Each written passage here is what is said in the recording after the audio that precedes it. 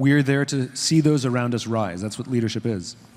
So if you want people to be honest about their shortcomings so that you can help them train up, we have to be honest about ours, right? About our shortcomings. One of the greatest things that I ever did was open up to my team about the things I'm struggling with, the days that I'm having a hard day. If I'm in a bad place, I ask my team to be patient with me. And it turns out the more risks that I took to be open, the more risks my team took to be open to me. So if I talked about a skill set I didn't have or where I suck, then they told me where they suck. And I could be there to support them. And, more important, they see me doing it for others. So are we yelling at people when they get things wrong? Or are we saying, all right, try again? Like, how are we responding when things go wrong? I remember I had a boss named Peter Intamaggio. He was the best boss I ever had in my life.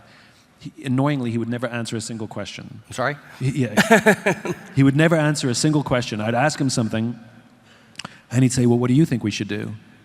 I'd be like, I think we should do this. He goes, well, why don't you try that? And if I screwed something up, he expected us to be fully accountable. He expected us to walk into his office and say, I screwed up. And you never got yelled at. He said, okay, so what are you going to do to fix it?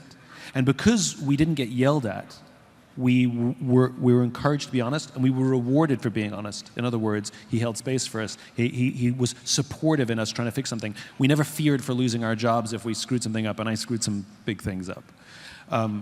But he was just there to support us. And so the more that we felt that, the more not only risks were we willing to take, which is good, but the more we took full accountability. So sometimes I think we have young people come into our practices or come into our companies, and we expect them to be us, or we expect them to have been raised the same way we were raised. They were raised differently. It's a different time. It's a different generation. It's not better or worse. It's just different.